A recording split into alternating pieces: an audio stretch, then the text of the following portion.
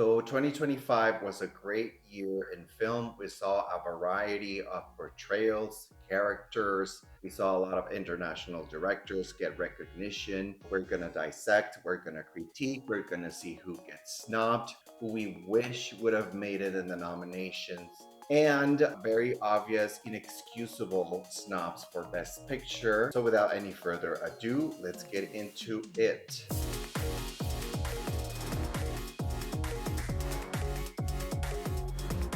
We will not go through all of the categories, but some of the most important ones. The first category is casting, and the nominees are Hamnet, Marty Supreme, One Battle After Another, The Secret Agent, and Sinners. Now, all of these are Best Picture nominees. It is a very tough competition. As we know, casting category is fairly new, but because Sinners has broken the record with 16 nominations, surpassing Titanic, surpassing La La Land, and surpassing All About Eve. One Battle After Another follows with 13 nominations.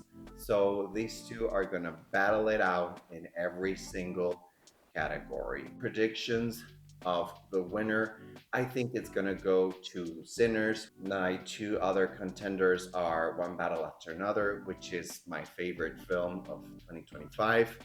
And I think Hamnet is going pretty strong as well. Our next category is visual effects, and the nominees are Avatar Fire and Ash, F1, Jurassic World Rebirth, The Lost Bus, and Sinners. Avatar always comes really strong with visual effects. As we know, the Avatar movies are 90% CGI. Avatar is going to take it. It would be a surprise if Avatar does not take home the Oscar for visual effects. My prediction, if Avatar doesn't win, is Sinners. Our next category is sound, and the nominees are F1, Frankenstein, One Battle After Another, Sinners, and Sirat.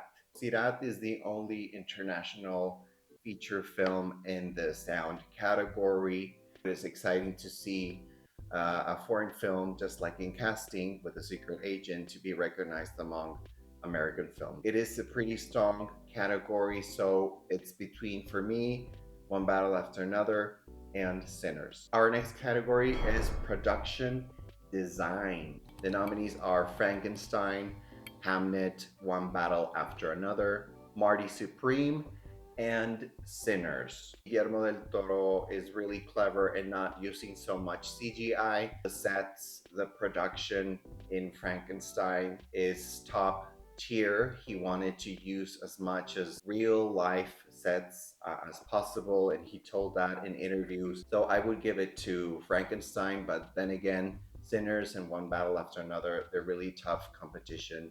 Our next category is Best Original Song. Don't mind me saying all of the nominees. We already know who is going to win. Oh my god, bro. Oh, hell no, man. What the fuck, man? Golden by K-pop Demon Hunters. It has become a massive success. The obvious winner is Golden. Now we're getting to the good stuff. The next category is Original Score. Lugonia, Jerskin Fendrick. Frankenstein, Alexandre Desplat. Hamnet, Max Richter. One Battle After Another, Johnny Greenwood. And Sinners, Ludwig Göransson. The obvious miss for me is Daniel Louboutin's, I think that's how you pronounce it, score for Marty Supreme.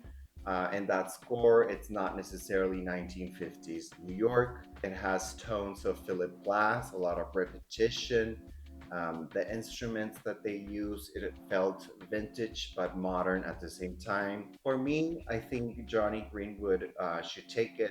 He is obviously a band member of Radiohead. We all know him from Radiohead.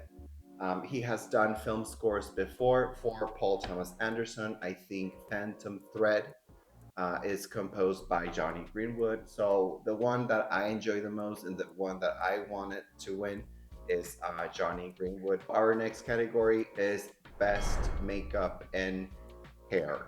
And the nominees are Frankenstein, Kohuho, Sinners, The Smashing Machine, and The Ugly Stepsister. I am so glad that a foreign film, a horror foreign film, got nominated for Best Makeup and Hair. The Ugly Stepsister is one of the best films I've seen this year. People compare it to The Substance. They were in production at the same time, so I doubted that, The Ugly Stepsister copied The Substance.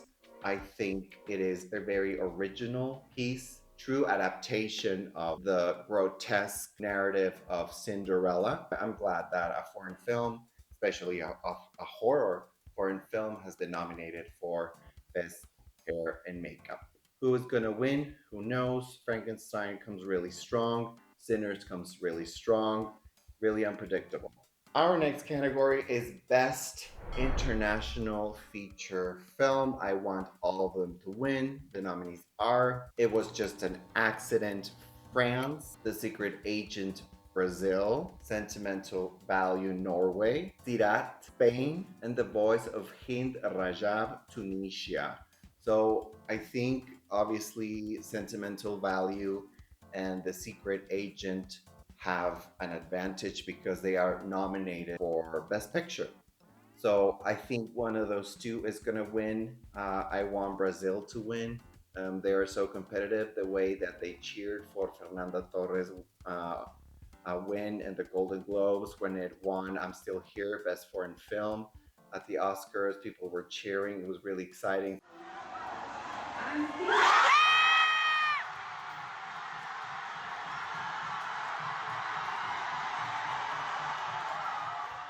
It would be really cool for Brazil to win 2 years in a row. But I think Sentimental Value has a really strong potential to win this one for sure. So our next category is film editing. We have our nominees, which are F1, Marty Supreme, One Battle After Another, Sentimental Value, and Sinners. This is really tough. All of them are nominated for Best Picture, so whichever takes it is, I think, deserved. F1, I have not seen it. It is not my vibe. If that is your vibe, you can vibe with it. But is it my vibe? No.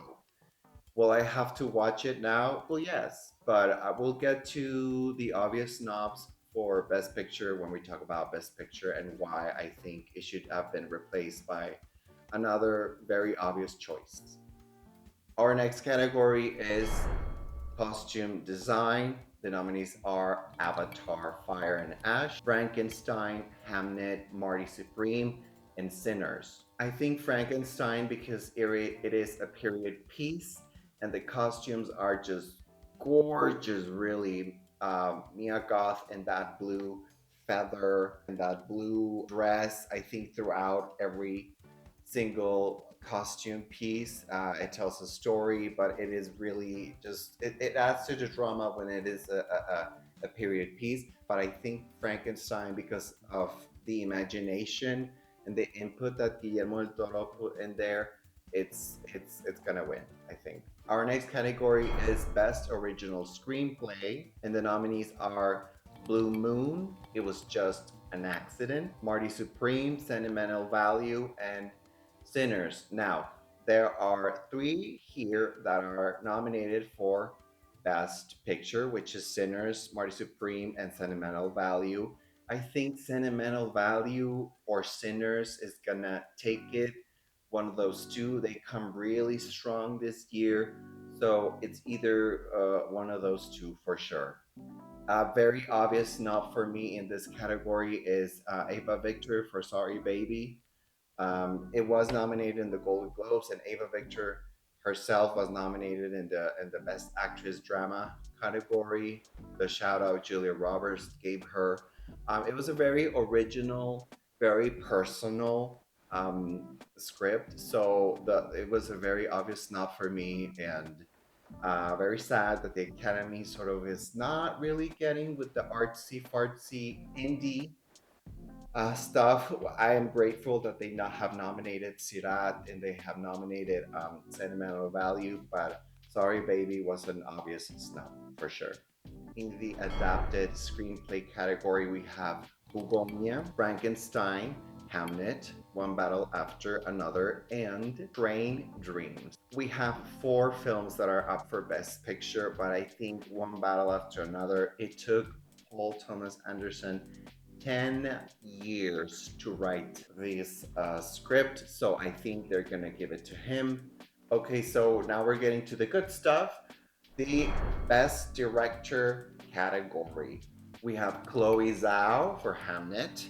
We have Josh Safdie for Marty Supreme. We have Paul Thomas Anderson with One Battle After Another. Joaquin Trier, Sentimental Value, and Ryan Coogler for Sinners. Our obvious snub is Guillermo del Toro for Frankenstein. Frankenstein is up for Best Picture, but not in the directing category, which I think he will manage. For me, the choice is Paul Thomas Anderson for Best Director or Chloe Zhao in Hamnet. Full of surprises, the Best Actor in a Supporting Role category. We have Benicio del Toro in One Battle After Another. We have Jacob Elordi for Frankenstein.